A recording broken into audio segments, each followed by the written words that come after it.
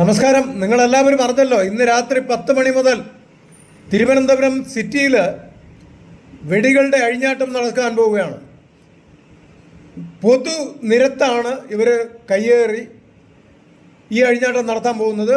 നമസ്കാരം, ഞാൻ all Kerala men's association president Vattiyoorkavu Ajith Kumar. ഈ പേജ് എല്ലാവരും ഫോളോ ചെയ്യൂ, ഷെയർ ചെയ്യൂ, കമൻറ്റ് ചെയ്യൂ. പുരുഷന്മാർ ശക്തമായിട്ട് പെരുമാറേണ്ട, ജീവിക്കേണ്ട, ഇടപെടേണ്ട സാഹചര്യമാണ് മുന്നോട്ട് വന്നിരിക്കുന്നത്. അതിൽ ശക്തമായിട്ട് നിൽക്കണം, പേടിച്ച് മാറി നിൽക്കരുത് പുരുഷന്മാർ എന്നാണ് എനിക്ക് പറയാനുള്ളത്.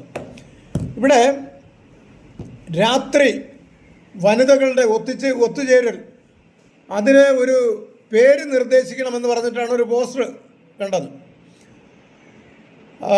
ഇന്നാണല്ലോ, കുറച്ച് മുന്നേ ഇവർ അനൗൺസ് ചെയ്തിരുന്നതാണ്. പക്ഷേ ഔദ്യോഗികമായിട്ടിത് ഒരു സംഭവങ്ങളൊന്നും നടന്നിട്ടുള്ളതായിട്ട് തോന്നുന്നില്ല. പക്ഷേ എന്തായാലും ഓഗസ്റ്റ് 14, നാളെ 15ആണല്ലോ, കാര്യം സ്വാതന്ത്ര്യ ദിനമാണ് നാളെ. അപ്പോൾ ഓഗസ്റ്റ് 14-ാം തീയതി രാത്രി 10 മണി മുതൽ 1 മണി വരെയാണ് ഈ വെടികളുടെ അഴിഞ്ഞാട്ടം നടക്കുന്നത്. അത് നമ്മുടെ തിരുവനന്തപുരം സിറ്റിയിലാണ്. സിറ്റി PMG വരെയാണ് അവർ ഉദ്ദേശിക്കുന്നത്. അപ്പോൾ ഇവരുടെ പേര് ഞാൻ നിർദ്ദേശിച്ചു, കാര്യം അവർക്ക് വേണമെങ്കിൽ കൊടുക്കാം. വെടികളുടെ അഴിഞ്ഞാട്ടം, അതാണ് നടക്കാൻ പോകുന്നത്. പൊതുനിരത്ത് ആൺപെൺ വ്യത്യാസമില്ലാതെ എല്ലാവർക്കും യാത്ര ചെയ്യാനും നടക്കുവാനും ഒക്കെ ഉപയോഗിക്കേണ്ട സ്ഥലം. സ്ത്രീകൾക്കും പെൺകുട്ടികൾക്കും എന്ന് വെച്ചാൽ ഇനിയുള്ള തലമുറയെ നശിപ്പിക്കുക. വേറെ ഒരു ചിന്താഗതിയുമില്ല ഇവർക്ക് ഒരേ ഒരു ലക്ഷ്യമേ ഉള്ളൂ.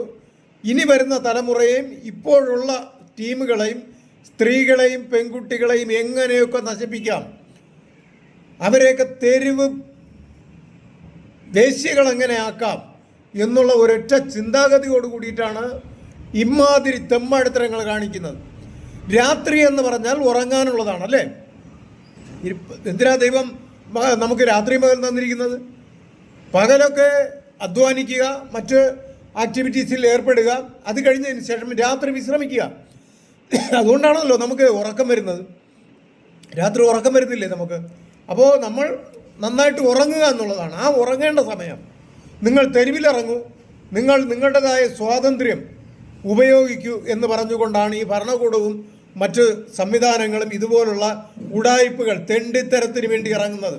ഇതിൽ കൂടിയുള്ള ഗുണം എന്ന് പറഞ്ഞാൽ രാഷ്ട്രീയക്കാർക്ക് വോട്ട് ബാങ്കായിട്ടും അതുമാത്രവുമല്ല മറ്റുള്ള ചിലർക്ക് ഈ സ്ത്രീകളെ ഭോഗിക്കാനുള്ള അവസരം കൂടുതൽ കിട്ടുന്നു എന്നുള്ളതാണ് സത്യം.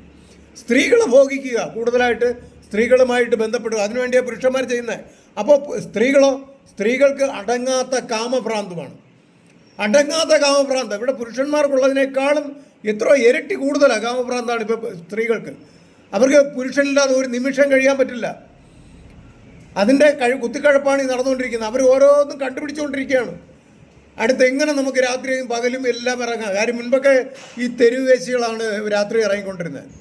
അപ്പോൾ ആ ജോലി എല്ലാവരും മൊത്തത്തിലങ്ങ് ഏറ്റെടുക്കുകയാണ്. ഇമാതിരിയുള്ള ഉടായ്പുമായിട്ട് വരുന്നവരെ നമ്മൾ ശ്രദ്ധിക്കണം. രാഷ്ട്രീയ നേതാക്കന്മാർ തുല്യത ഉറപ്പുവരുത്തണം പുരുഷനും സ്ത്രീക്കും. അത് രാത്രി ഈ അഴിഞ്ഞാട്ടവും നടത്തമല്ല, നിയമപരമായിട്ട് പുരുഷന്മാർ നേരിടുന്ന പ്രശ്നങ്ങൾ, പുരുഷാവകാശ കമ്മീഷൻ, ട്രാൻസ്പോർട്ട് ബസ്സിൽ പുരുഷന്മാർക്ക് സീറ്റ് സംവരണം, ടിക്കറ്റിൽ കാണിക്കുന്ന വിവേചനങ്ങൾ, ഇതെല്ലാം ഈക്വാലിറ്റി എന്ന് പറഞ്ഞ് നടക്കുന്നവർക്ക് പറ്റിയ പണിയല്ല.